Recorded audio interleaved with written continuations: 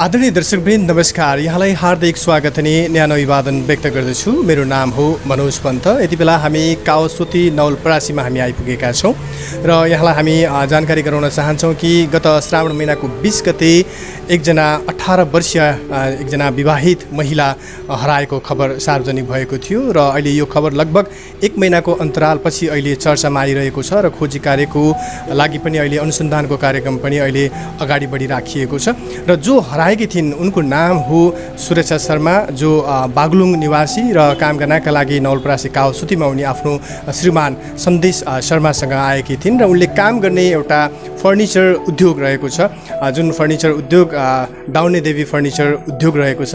यो उद्योगमा उनले काम गर्ने हामीले जानकारी पाएका थियौँ र यसै सम्बन्धमा थप जानकारी लिनका लागि हामीले डाउने देवी फर्निचर उद्योगका सञ्चालक हामीसँगै हुनुहुन्छ। घटनाको बारेमा र यो अहिले अनुसन्धानका बारेमा र खोजी कार्यको बारेमा के भइरहेको छ भनेर पछिल्लो अपडेटको बारेमा जानकारी लिन हामी उपस्थित भएका छौँ। आउनुहोस् उहाँलाई कार्यक्रममा स्वागत गरौँ। स्वागत छ कार्यक्रममा। धन्यवाद। हजुरको शुभ नाम? मेरो नाम भरत पाण्डे, म डाउने देवी फर्निचर उद्योगको प्रोप्राइटर। जस्तो अब सुरक्षा शर्मा हराइन् नि, साउन महिनाको 20 गते हराइन् भनेर चाहिँ अहिले परिवारले खोजीको लागि आग्रह गरिराखेको चाहिँ खबर आइरहेको छ। यो 1 घण्टा पछि एक महिनापछि यो चाहिँ भनौँ न खबर चाहिँ कसरी यसरी चाहिँ आयो? यो कुरा सुरक्षा जुन यो साउनको 20 गते बाट चाहिँ सम्पर्कविहीन भएको कारखानाबाट चाहिँ ऊ हिँडेको अवस्था हो। यो अहिले मिडियामा आउनुभन्दा अगाडि ऊ हराएको जानकारी इलाका प्रहरी कार्यालयमा चाहिँ यो जानकारी गराइसकेको थियो र मिडियामा अहिले बल्ल आएको छ। यो अगाडि किन आएन भन्ने कुरामा पनि मैले पनि मिडियालाई पहिले दिन जानकारी मैले चाहेको हो, तर पारिवारिक चाहिँ कोअर्डिनेसन नहुँदाखेरि पारिवारिकबाट एउटा सरसल्लाह उहाँबाट अनुमति नपाएको हिसाबले मैले मिडियामा नगएको हो। जस्तो अब भनौँ न सुरक्षा र सन्देश उहाँहरू दुवैजना श्रीमान श्रीमती भन्ने हामीले जानकारी पनि पाएका थियौँ होइन, तर अब विवाह दर्ता पनि नभएको, भागेर आएको भन्ने कुराहरू पनि सुनेका थियौँ। वास्तविकता केही थाहा छ तपाईँलाई?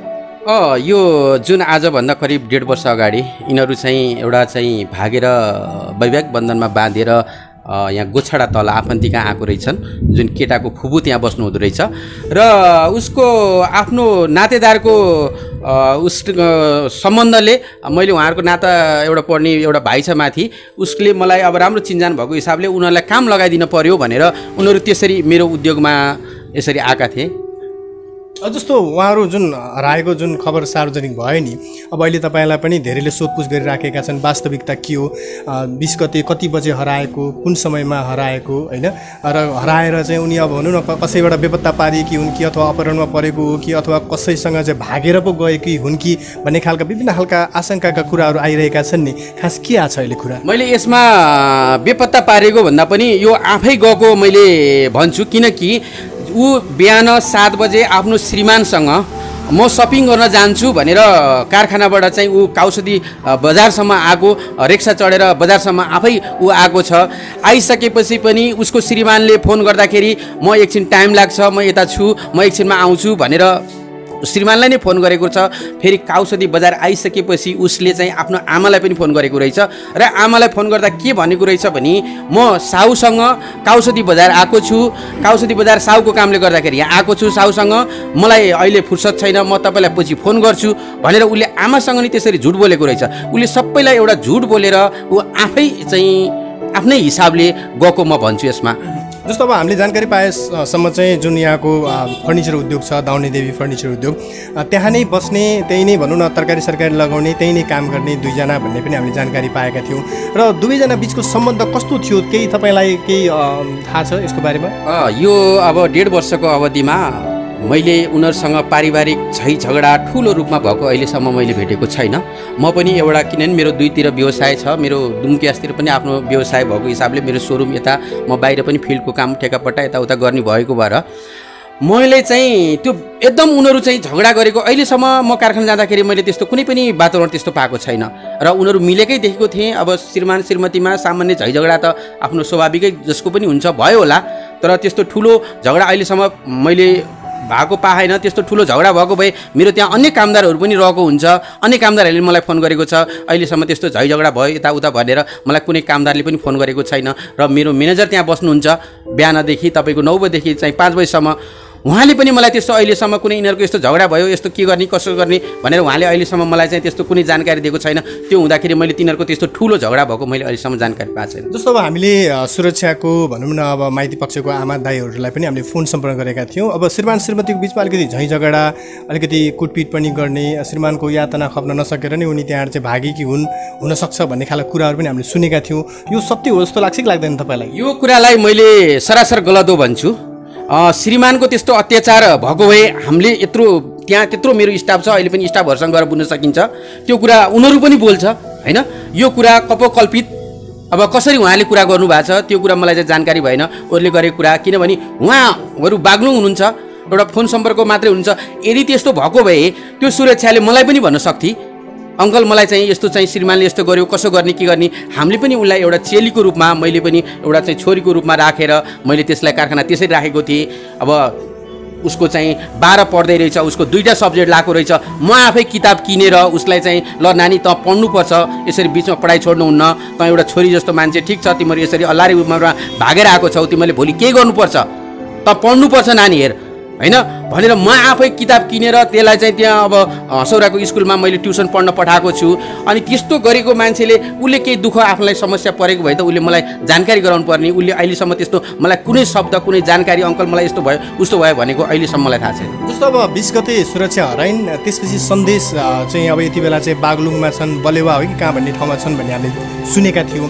वास्तवमा अब चाहिँ सन्देश चाहिँ कहिलेदेखि चाहिँ यो कारखानाबाट चाहिँ उता बागलुङ गएका हुन्, के छ यो कुरा? कस्तो भने जुन 20 गते केटी यहाँबाट कारखानाबाट हिँड्यो अनि ऊ सम्पर्कविहीन भयो, त्यसपछि केटोले अलिकता अतालिएर सबैलाई फोन गर्ने, खाना पनि नखाने, कारखानामा अब ऊ एक्लै थियो। अब श्रीमती हिँडिसकेपछि ऊ रुँदै बसेको थियो। अनि म सबैलाई फोन गरेर म सुसाइड गर्छु, म उभिना कसरी बाँच्छु र यस्ता यस्ता नाना थरी कुरा गरिसकेपछि मलाई कस्तो लाग्यो भने अब ऊ पनि भर्खरको टिनेजको छ, उसको पीडाले चाहिँ ऊ चाहिँ कतै चाहिँ सुसाइड पो गरिहाल्छ कि अथवा अन्य कुनै कार्य गर्छ कि कुनै घटना घटाउँछ कि भनेर मैले उसको आफन्तीहरू बोलाएर, र स्वयं केटीको मामा पनि त्यहीँ हुनुहुन्छ, केटीको मामाहरू केटीको आफन्तीहरू पनि त्यही हुनुहुन्छ।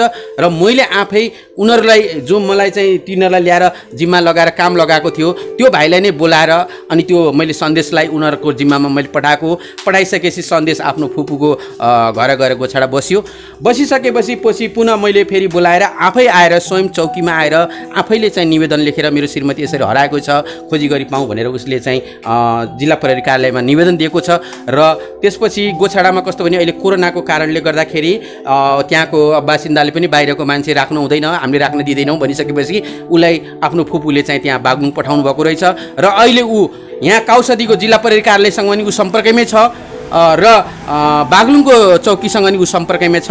अब ऊ त्यसरी भागेर गरेर गएको छैन। जस्तो अब भनौँ न अहिले सुरक्षाको माइती पक्षका परिवारका सदस्यसँग अथवा सन्देशका घरका सदस्यहरूसँग तपाईँको कम्युनिकेसन कुराकानी के भइरहेको छ? कम्युनिकेसनको कुरामा जुन दिन सुरक्षा हराएको भोलिपल्ट उसको आमाले मलाई फोन गर्नुभएको थियो, सर नानी कता गई, त्यो बाँची कि जिउँदैछ भनेर त्यसरी मलाई प्रश्न गर्नुभएको। मैले होइन म्याडम तपाईँले अहिले यस्तो कसरी कुरा गर्नुहुन्छ, त्यस्तो त अहिले त्यति गहिरोमा नजानु न होइन, हिजो हराएको छ, अब सम्पर्क छैन, कतै साथी कहाँ गएर बसे कि के गरे कि हामी खोज्दैछौँ, हामी बुझ्दैछौँ।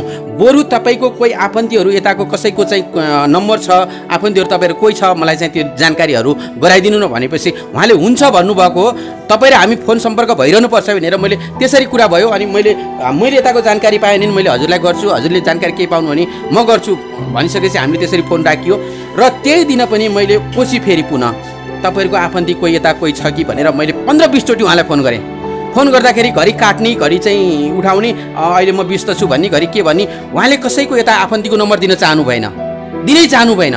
त्यसपछि साँझको कुरा थियो, साँझ पख मैले चाहिँ हदै भइसकेपछि मलाई पनि अलिकता अब आफ्नो स्टाफ हराएको छ, मलाई त्यसै पनि दुःख लागेको छ, किनभने यत्रो 1.5 वर्ष बसेको छ, अलिकता आर्थिक हिसाब किताब पनि उसले हेरेको हिसाबले हो, त्यहाँ कसलाई कति के दिएको छ के छ होइन, त्यो हिसाबले र एउटा चाहिँ मानवताको हिसाबले पनि अहिलेसम्म कामदार हो, बसेको छ, खोज्नुपर्छ भन्ने हिसाबले मैले चाहिँ उसको आमालाई पटक फोन गर्दा पनि नउठाइसकेपछि मैले साँझ भएका प्लिज म्याडम फोन रिसिभ गर्नु न भनेर म्यासेज गरेँ। म्यासेज गरिसकेपछि बल्ल म्याडमले चाहिँ फोन रिसिभ गरिसकेपछि अनि कुरा भइसकेपछि म्याडम त खासै बोल्न चाहनु भएन, भएन। अनि केटीको चाहिँ आमा बुवा चाहिँ ले अब यस्तै यस्तै हो, तनावमा थियौँ, त्यही भएर हामीले चाहिँ यसमा चाहिँ अलिकति गर्न सकेनौँ, फोन रिसिभ भएन भनेर त्यसरी कुरा गर्नुभयो। त्यसपछि ठिकै छ, तपाईँहरू पनि अब मसँग सम्पर्क गर्नु, म पनि तपाईँलाई गर्छु भने त्यो दिनदेखि उहाँहरूले चाहिँ मलाई चाहिँ कहिले पनि कन्ट्याक्ट गर्नु भएन, कुनै दिन पनि फोन गर्नु भएन। कहाँ के भयो, कसो भयो, प्रोसेस कसरी गर्छ, खोतलास कहाँ पुगेछ, के भएछ भनेर मलाई कन्ट्याक्ट गर्नु भएन। हिजो मात्रै उहाँले मलाई चाहिँ फोन गर्नुभयो, कसो छ के छ सर भनेर। मसँग लगभग 1 घन्टा जति कुरा भयो। मैले यहाँको सबै वस्तुस्थिति बल्ल बुझाएँ। यिनै हुन्। जस्तो अब यो कुराकानीबाट चाहिँ हामीले के बुझ्न सक्छौँ भन्दाखेरि सुरक्षित नै छिन्, असुरक्षित छैनन् भन्ने चाहिँ हामीले बुझ्न सक्छौँ। तर कहाँ कसरी कोसँग चाहिँ भनौँ न संरक्षणमा चाहिँ उनी बसिरहेकी छिन् भन्ने हामीले अनुमान लाग्न सक्छौँ। यो कुरालाई के तपाईँ स्वीकार्नुहुन्छ? अब त्यो मलाई पनि जहाँसम्म लाग्छ त्यो सुरक्षित नै छ। त्यो आफ्नो ठाउँमा कोही छ, किनकि त्यसलाई कुनै अप्ठ्यारोहरू परेको भए, कुनै टर्चर भएको भए, कसैले अपहरण गर्न खोजेको भए अथवा त्यसैलाई कसैले चाहिँ ब्ल्याकमेलिङ गर्न खोजेको भए, त्यसले जब काउसदी आएर उसकै मम्मीसँग कुरा गर्दाखेरि म साउको गाडीमा आएको छु, जबकि त्यो अटोमा चढेर आएको छ, अटोवाला स्वयं यहाँ हुनुहुन्छ, अटोलाई हामीले चाहिँ पछि खोतलास गर्दाखेरि सम्पर्कमा आउनुभयो, अटोवालाले सबै चाहिँ यसरी घडी किनेको सबै जानकारी आमालाई भन्न सक्थ्यो अथवा म थिएँ, मलाई पनि फोनमा कुरा गर्न सक्थ्यो। जुन उसले सबैलाई गुमराहमा पारेछ, जबकि उसले आफ्नो आमालाई धरि गुमराहमा पारेको छ। त्यो हुँदाखेरि यो अरू अन्यथा कुनै पनि नभइकन त्यो आफ्नो सुरले आफ्नो हिसाबले गएको छ। जस्तो अब हामीले यसो बुझ्दाखेरि पनि कति सुन्दाखेरि पनि जस्तो अब कारखानामा काम गर्दाखेरि अब श्रीमानको अनुपस्थितिमा अथवा श्रीमान अलि टाढा गएको बेलामा पनि कसैसँग फोनमा चाहिँ अलिक गोप्य तवरले कुराकानी गर्ने गरेको भन्ने खालको कुराहरू पनि सुन्यौँ। तपाईँको त्यो अरू स्टाफले के यसबारेमा केही भने?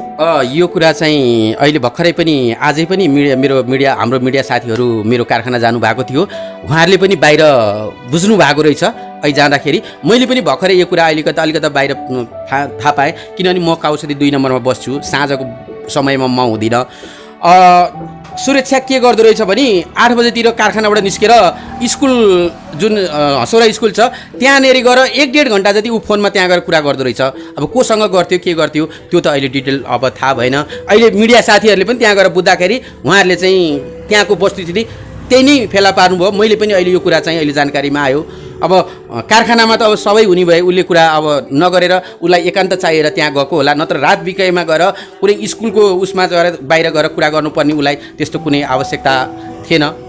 सन्देशसँग चाहिँ तपाईँको फोनमा कतिको सम्पर्क भइरहेको छ नि अहिले? सन्देशसँग काम पर्दाखेरि सम्पर्क हुन्छ। अस्ति म चौकी जाँदा पनि मैले उसलाई फोन गरेको थिएँ, अनि त्यसले चाहिँ मलाई फेरि उसैले आफैले फोन गरेको थियो, अङ्कल अब चौकीले बोलाएको छ, अब कसरी के आउने, लकडाउनको बेला छ, के गर्ने कसो गर्ने भनेर चाहिँ मैले उसलाई भने अब त्यहाँको चौकीले के भन्छ त्यही अनुसार गर्न भनेर मैले त्यसलाई त्यसरी भनेको छु। तर त्यो अहिलेसम्म सम्पर्कमै छ। हुन्छ, हस्, यो जानकारीलाई धन्यवाद। हस्, धन्यवाद।